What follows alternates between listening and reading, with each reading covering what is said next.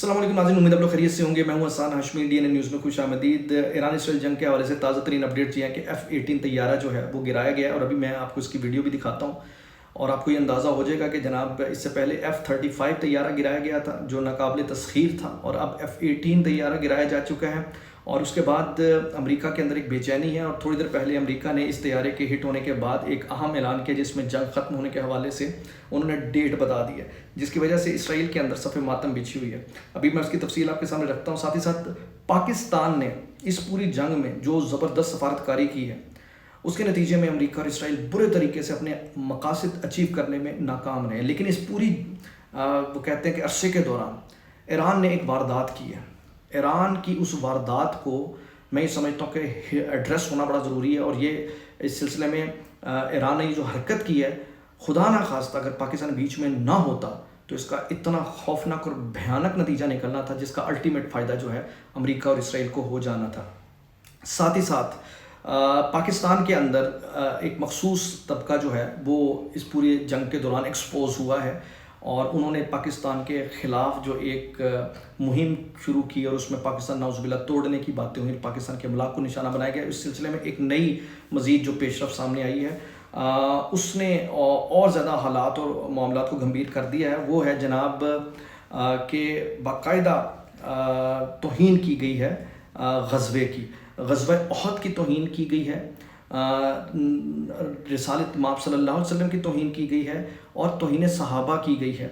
यकीनन ये वही जत्था है जिसने पाकिस्तान के हवाले से ये सारा मंजरनामा बनाया, तो उसी जत्थे ने यकीनन इसी चीज़ को आगे बढ़ते हुए अपने अंदर का बुग़्ज़ और अंदर का खुन्नस बयान किया। वो भी मैं आपको भी वीडियो भी दिखाता हूँ तफसील से, ये सारा मामला और माजरा भी आपको दिखाता हूँ। लेकिन उससे पहले मैं ज़रा एक ये वीडियो जो आप देख रहे हैं ये बता दूँ कि ये गंदी औलाद ना मज़ा ना सवाद है।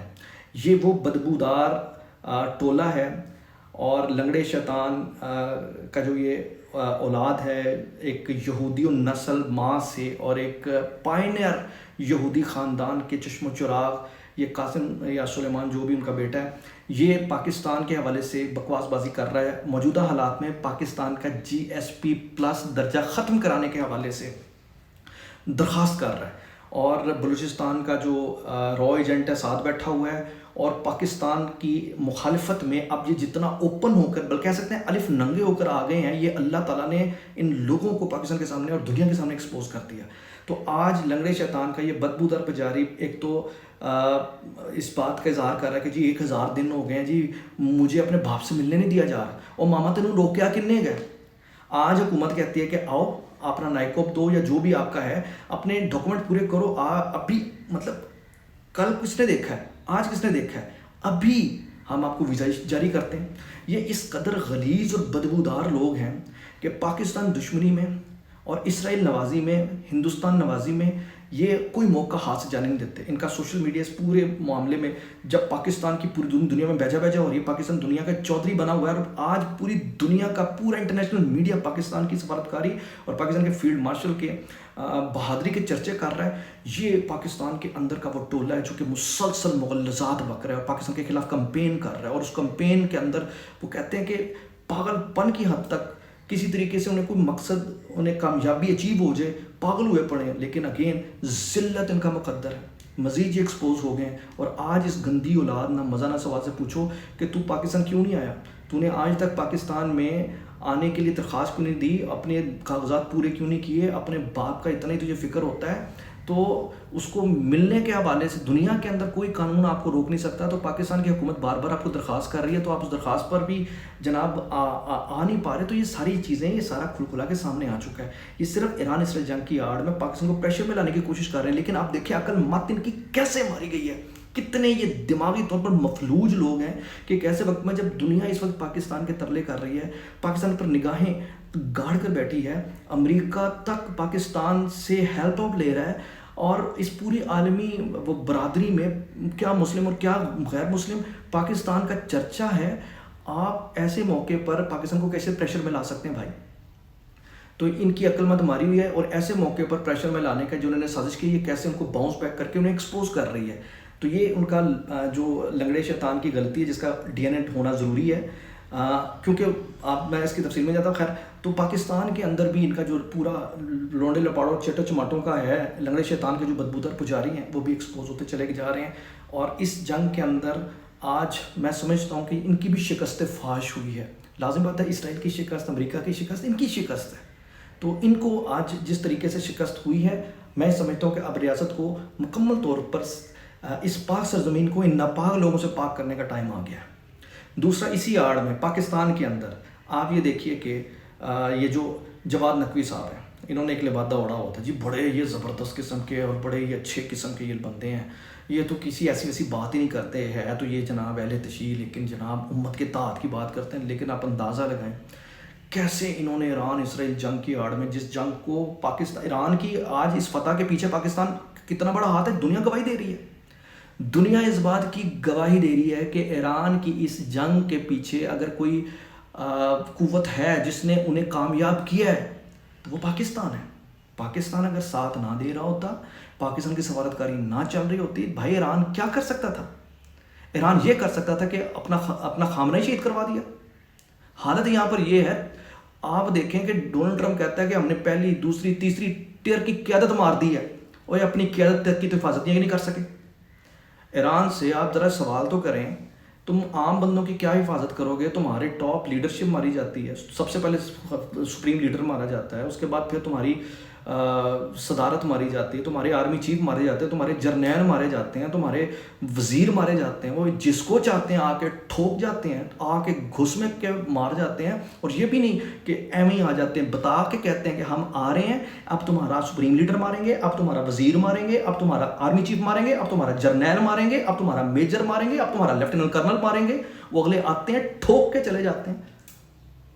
پوچھیں ان سے، ایران سے جو اتنا ڈٹ کے کھڑا ہے کہ چنگے ڈٹ کے کھڑے ہو یار، کہ تہاڈا جنوں آندے وہ مار جاندے نے آ کے.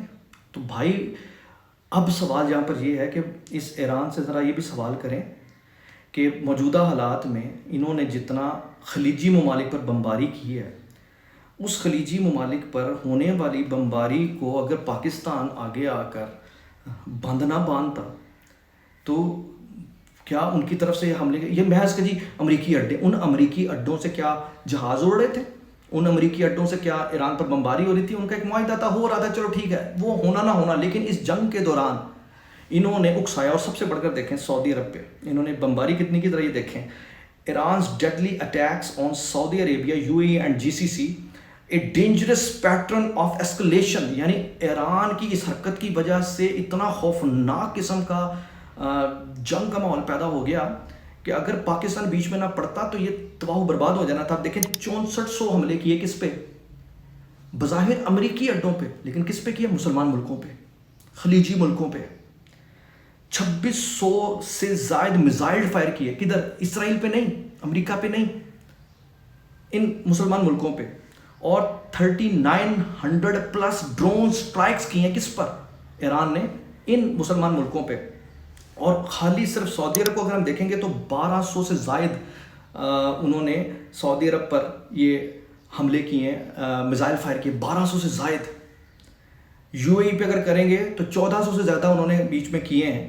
اور ڈرونز کی اگر بات کریں تو یہ سارا جو ٹیکٹکس آف ٹیرر ہے جو انہوں نے کیا. تو آج سوچئے ذرا ایران، اب ہم منہ کھولیں گے تو پھر بڑا کچھ بولنا پڑ جائے گا. اس پچھلے 10 سالوں کے اندر اسی امریکہ اور اسی اسرائیل کے ساتھ مل کے عراق کے اندر کیا تباہی مچائی ہوئی. عراق کے اندر کیا آپ کو لگتا ہے کہ ایرانی ملیشیاز امریکیوں سے لڑ رہی تھی؟ وہ سنیوں سے لڑ رہی تھی، زندہ جلایا جا رہا تھا. ان کو کس طرح کہتے ہیں، ویڈیوز موجود ہیں. ہم اس پر نہیں پڑھنا چاہتے.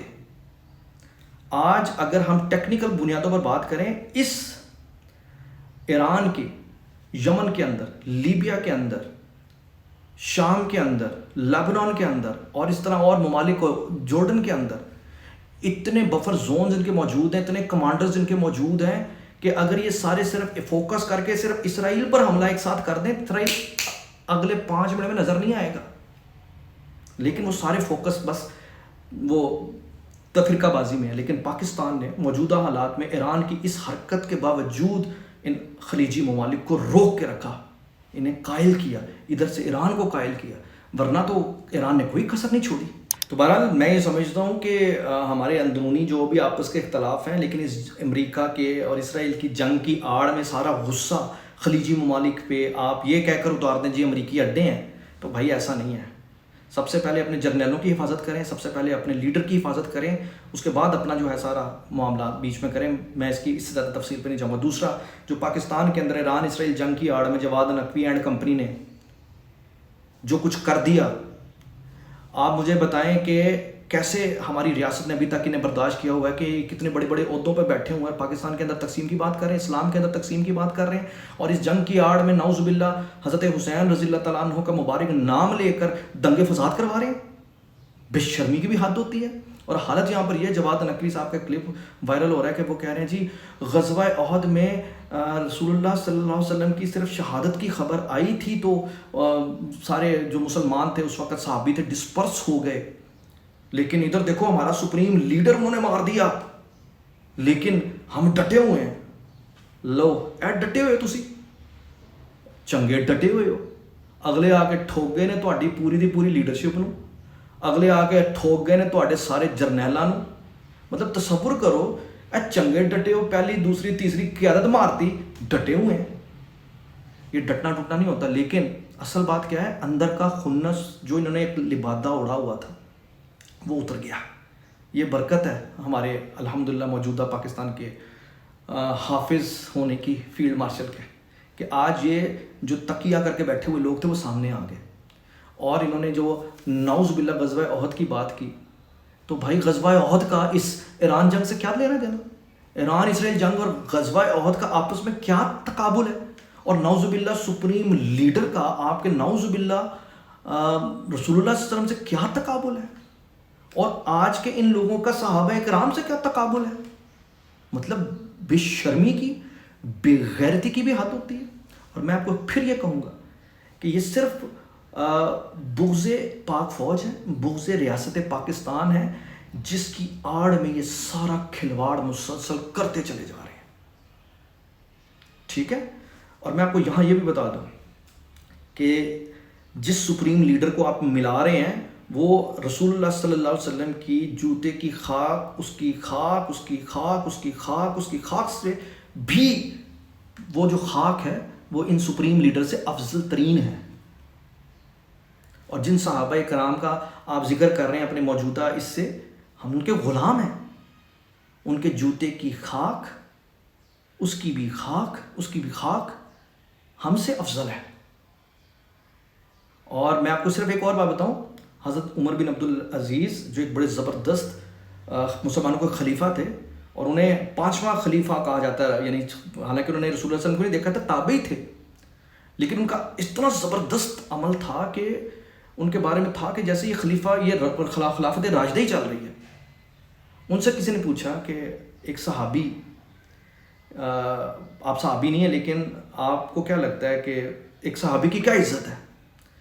تو انہوں نے کہا، عمر بن عبدالعزیز انہوں نے کہا کہ جنگ کے دوران ایک گھوڑا دوڑتا ہے، اس گھوڑے کے دوڑنے سے جو گرد اٹھتی ہے اور وہ گرد اٹھ کر گھوڑے کے ناک کے نتنوں میں جا کر بیٹھ جاتی ہے، وہ گرد بھی مجھ سے افضل ہے۔ آپ میری بات فالو کر رہے ہیں؟ تو میں یہ سمجھتا ہوں اس چھوٹی سی زندگی میں نعوذ باللہ یہ جو صحابہ کرام اور رسول صلی اللہ علیہ وسلم کی اور یہ اس طرح توہین والا جو ہے نا، یہ انشاءاللہ العزیز جو لوگ بھی کرتے ہیں، جس بھی لیول پر کرتے ہیں، وہ اپنے ساتھ جہنم کی آگ ابھار رہے ہیں۔ انہیں توبہ کرنی چاہیے اور ریاست کو اپنی رٹ قائم کرتے ہوئے ایسے لوگوں کو لگام دینی چاہیے جو رسول اللہ صلی اللہ علیہ وسلم کی گستاخی کریں، جو حضرت حسین رضی اللہ تعالیٰ عنہ کی گستاخی کریں، جو صحابہ کرام کی گستاخی کریں، جو غزوات کی گستاخی کریں۔ تو یہ سارے کے سارے مسلمانوں کے جس طرح انہوں نے اس پاکستان کی دشمنی میں پاکستان کے فوجیوں کو زندہ جلایا، پاکستان کے فوجیوں کے سینوں پر گولیاں کی، اور یہ آج ابھی تک بیٹھے ہیں۔ اور میں ایک اور آپ کو بتاؤں، اس وقت یہ بھی چل رہا ہے، یہ کالہ دم تنظیم سے بھی تعلق رکھتے ہیں جناب، یہ میں آپ کو بتا دیتا ہوں، بلکہ یہ چل رہا ہے۔ ناصر عباس جعفری صاحب جو اس وقت پی ٹی آئی کے یوتھڑ ہیں، یہ سابق کالہ دم تنظیم کے رکن ہیں، ناصر عباس جعفری۔ یہ اسلام سے ان کا کوئی لینا دینا نہیں ہے، یہ صرف استعمال کر رہے ہیں بغض پاک فوج پہ اور بغض اس پہ۔ بہرحال اب میں آپ کے سامنے آج وہ خبر لے آؤں، وہ خبر امپورٹنٹ ہے، اور خبر یہ ہے کہ F-18 طیارہ جو ہے وہ مار گرایا گیا ہے۔ اور اس ویڈیو کو جو آپ دیکھ رہے ہیں، اس ویڈیو کو دیکھنے کے بعد آپ کو اندازہ ہو جائے گا کہ F-18 طیارے کے گرانے کے بعد اب ان کا جو ایک غرور تھا وہ غرور چونکہ پاش پاش ہو چکا ہے، تو لہٰذا بس کوشش کر رہے ہیں کہ کسی طرح راہ فرار اختیار کر لیں۔ اور ساتھ ہی ساتھ حالت یہاں پر یہ ہے کہ پاکستان نے بڑا زبردست قسم کا جو کام کیا ہے اس پہ اب جنگ بندی کی طرف حالات، کیونکہ بیسیکلی تو یہ لڑانا چاہ رہے تھے جس طرح میں نے کو پہلے بتایا، تو اب 4 سے 6 ہفتوں کے دوران جنگ بند کرنے کا اعلان کرنے کا کہہ دیا گیا ہے۔ ڈونلڈ ٹرمپ جو 2 دن کے اندر ایران فتح کرنے آئے تھے، لیکن ایران کے اس ساری فتح کے پیچھے پاکستان پہلے نمبر پر اور خلیجی ممالک دوسرے نمبر پر ہیں، کیونکہ بہت صبر خلیجی ممالک کا، سعودی عرب کا وہ کہتے ہیں کیا ہے، کیونکہ کوئی سینس نہیں بنتی ادھر حملے کرنے کی۔ تو بہرحال جو بھی ہے، میں یہ سمجھتا ہوں کہ اب تھوڑا سا طریقے سے چلتے ہوئے متحد ہو کر چلنے کی ضرورت ہے، ایک امت ہو کر چلنے کی ضرورت ہے، اللہ اور اس کے رسول صلی اللہ علیہ وسلم کے احکامات کے مطابق چلنے کی ضرورت ہے، اور جو بیچ میں اب آپ کے سامنے چیزیں ایکسپوز ہو چکی ہیں انہیں فکس کرنے کی ضرورت ہے۔